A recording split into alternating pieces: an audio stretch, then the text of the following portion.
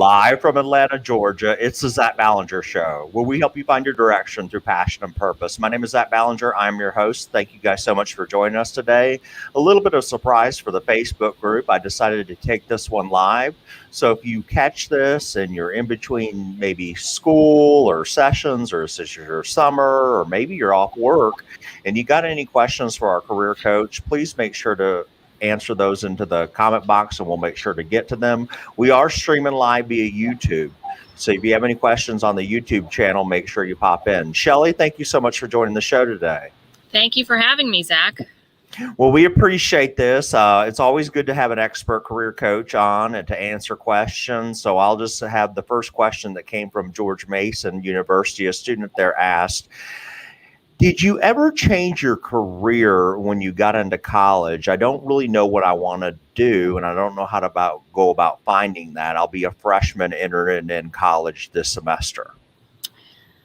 Did I change my career? Well, I majored in hospitality management, and I did do that for 15 years. After doing that for a long period of time, I did change my career, but I did enter my college with a degree, and I stuck with it throughout those 4 years. But it's not uncommon for students to change their major at least once or twice during that 4-year period.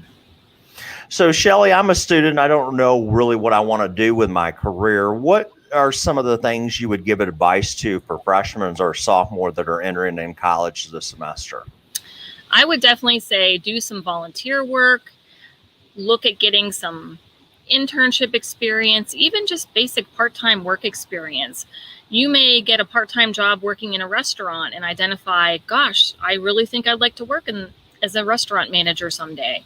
There's so many different opportunities to get experience, even with those part-time jobs while you're in high school, to sort of try things out and just kind of watch and observe what other people are doing in those professions.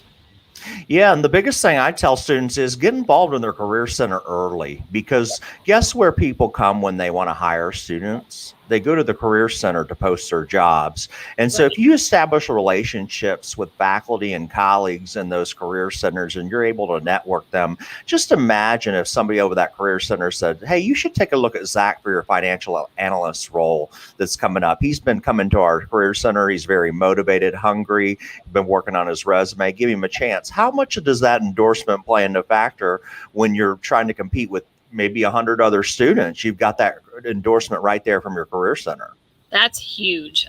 Working in a college career center, I had the opportunity to work with so many different students and definitely get to know them.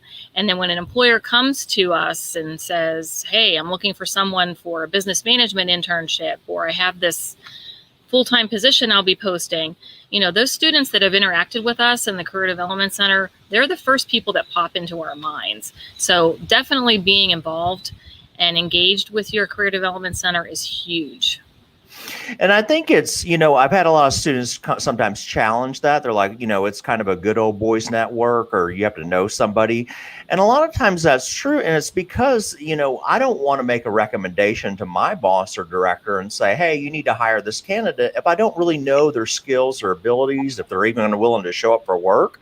So right. I have to be able to put my name on the line to trust somebody to recommend somebody. Would you agree with that? Absolutely. 80% of jobs are obtained through someone at least 80%. Networking is so critical, and it's never too soon to start doing that.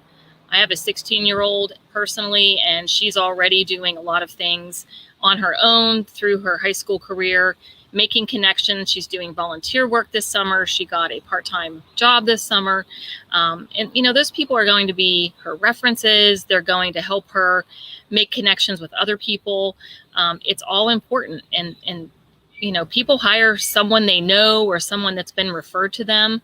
So networking is just huge. It's really essential in your job search and in your career plan. What role is LinkedIn playing? Is it important for a student to have one, even as a freshman? Yes, I would say so. I'm actually trying to encourage my 16-year-old to create a LinkedIn account. It is so huge. Recruiters are using LinkedIn very heavily during the recruitment process to find candidates. And it's not even just enough to have yourself on LinkedIn. You have to be actively engaged, commenting on companies' posts, following their posts and things like that. The more engaged you are on LinkedIn, the better opportunities you have for jobs and your future career.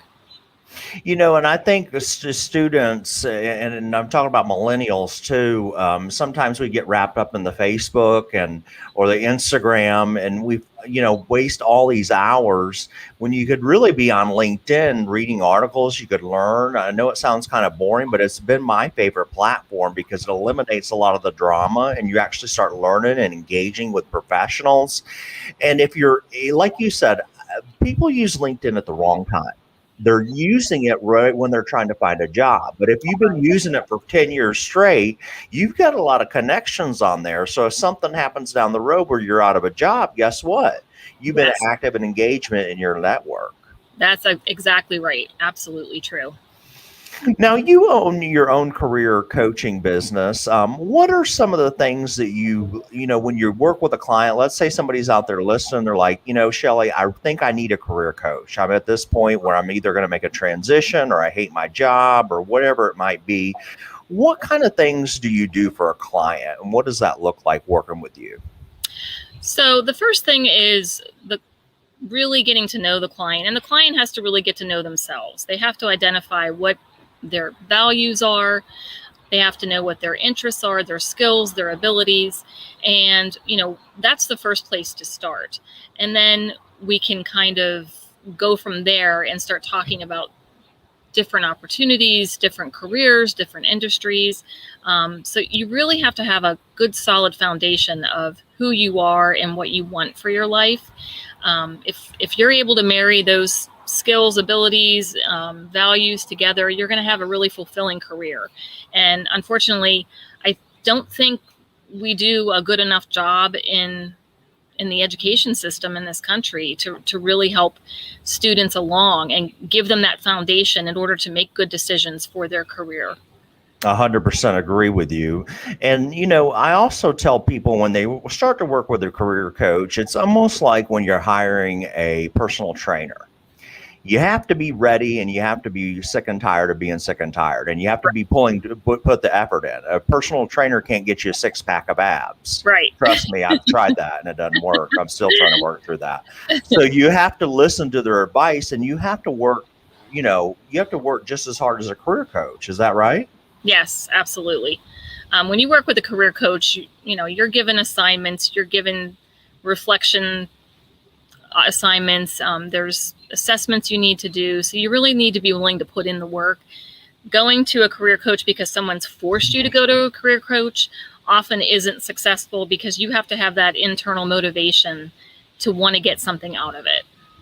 Such a good point. I met a senior a few years ago who said, they didn't have a good experience with their career coach. And as I got to diving more into it, I figured out their parents actually paid for the whole thing, and they weren't even doing any of the assignments or working with the career coach at all. And I'm like, well, of course it ain't going to work. Again, if you're going to a personal trainer and you're still eating all the Oreos at night, it's not going to work. Exactly. So, it's the same thing.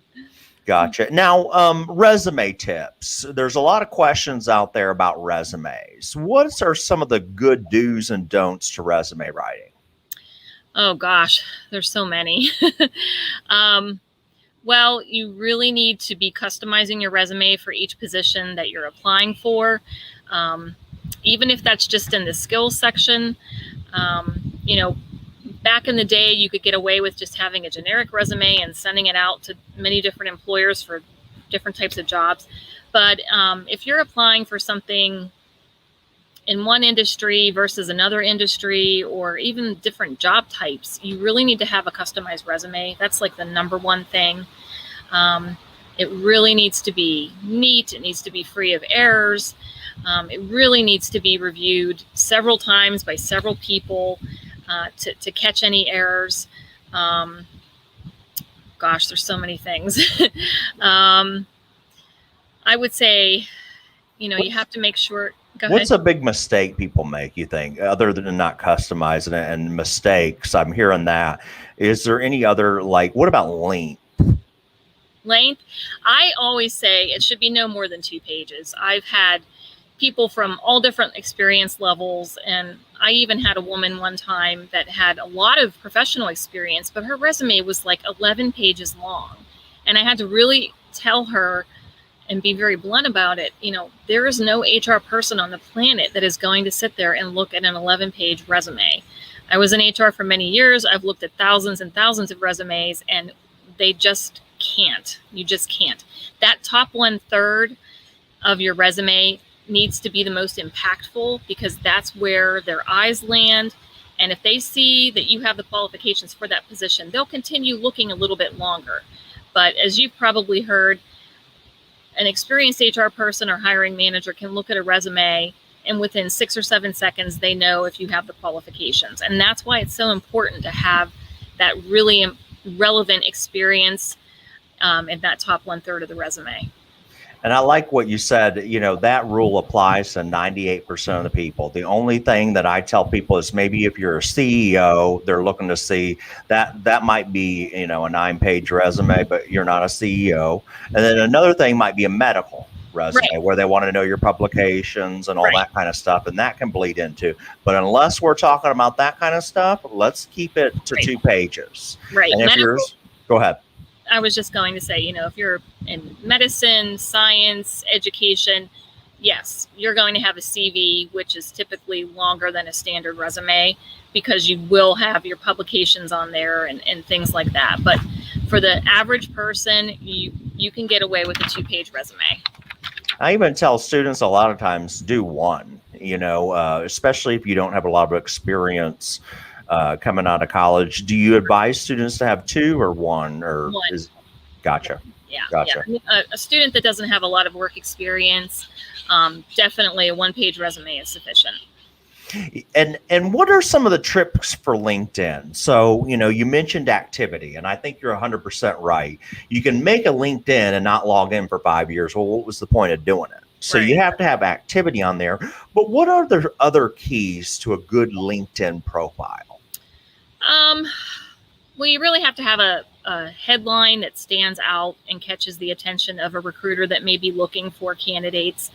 Your about section needs to be filled in. A lot of times people leave that part blank. The work experience section, a lot of times people just kind of list the company name and the job title, but they don't really go into any detail. So it's really important that you have a completely filled out profile on LinkedIn, in addition to being active on LinkedIn. And it seems like such common sense, but so many people don't do it. They just put a picture up and slap up a title. This is what I eventually want to do. And then it's, nobody really follows that. I think another thing, too, is a professional photo. There's really no excuse with our technology nowadays not to have a good photo. And so sometimes I'll see selfies with students or, laying on the beach or anything like that. Now, that may fit if you're trying to work for a beach company or something, right? But professional, and you need to really have a professional headshot. Yes, absolutely. A lot of people don't even have a picture at all on their profile, and I think it's really important that you do have something, and it needs to be a professional photo.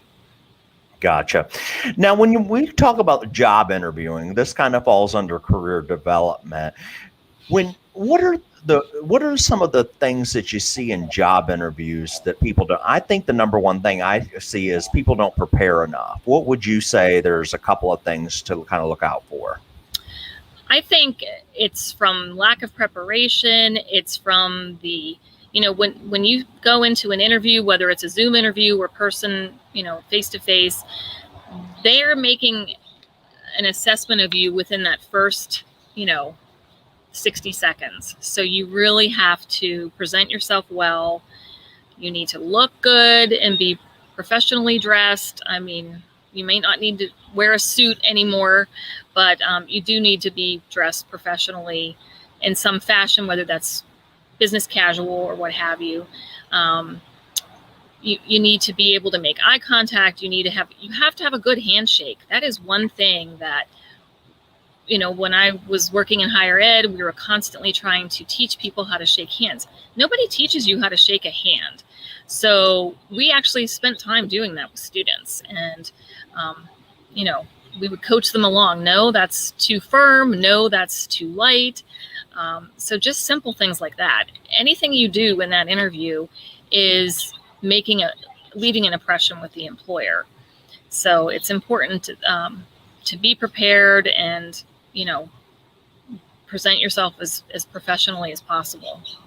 And I agree with you. And I think the biggest piece of advice I give people, especially when they want a quick answer, is how to ace a job interview, is mock interview. I really believe in my heart of hearts that's critical. Now, maybe 1% to 2% of the people might do that. But when those students, I almost compare it to what you're doing. When a student comes to you, you sit down with them, you're videotaping the whole thing, you're asking them questions, and you're giving them feedback. What I found, Shelley, when I interview people, sometimes they give the same answer because they think it's a good answer. So let me give you an example. I asked somebody what one of their weaknesses was, and he told me, he said, well, I have a hard time getting out of bed in the morning. Well, guess what? The position was an independent starter role where you had to trust that person to get out of bed and go to work. Right. So he probably kept repeating that. Nobody probably likes, some people are not early people. And so I understood it and I felt bad for him. But if he kept repeating that, he's not going to get that job ever. So would you say mock interviewing is one of the critical tools that you can do to kind of also ease your nerves? Absolutely. Absolutely. No doubt about it. We can coach you along and help you formulate better answers to questions, interview questions, give you advice. And, interviewing can be so intimidating, but if you don't do some practice in advance, it's really challenging to get through it. So. And I almost think the candidate has the advantage now. That's what I'm trying to empower people to realize. It's almost like going to college and having the answers for the questions for the test, and all you have to do is research the answers and come in with an answer. We almost know 80 to 90% of these questions employers are going to ask us. So we have the advantage. So if we put the work into it and we're able to, like you said, mock interview with a career coach like yourself, or a career center, guess what? We're going to come in confident. We researched that company. We know the history of the company. So nothing can throw us off our game. Yes, absolutely. And you can find interview questions for particular companies on glassdoor.com. So it's not like you go into it having absolutely no idea what questions they'll ask. So, and as you formulate your answers, you always want to be tying it back to what are the job requirements? What problem are you trying to solve for the organization? And you can find all that in the job posting. You need to be able to tell a story and explain through your answers why you're qualified for that specific position. And without doing that mock interview and that practice, it's really hard to do that.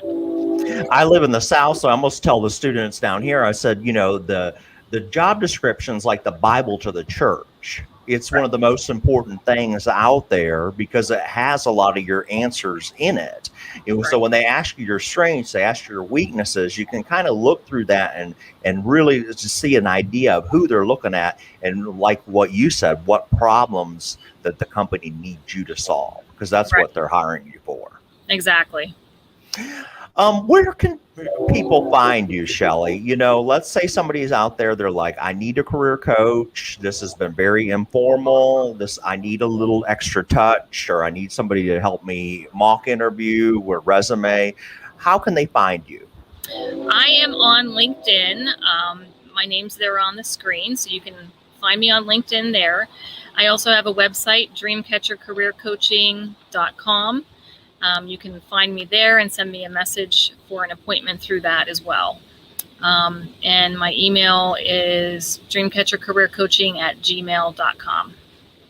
And guys, if you're out there and you're listening and this is something that you want to do, I challenge you to get plugged in with a good career coach. That's a career coach and an investment like that. Sometimes you can look back and say that's the best investment that I've ever made in my career. And I've heard that from countless people that have decided to do the one-on-one coaching path. Shelley, we know you're very busy. You've got a lot going on in your own daily career and your profession. Thank you so much for giving back and coming on the show and helping answer some of these tough questions. Well, thank you for having me, Zach. I really appreciate it. Sounds good. Everybody take care. Until next time, this is the Zach Ballinger Show.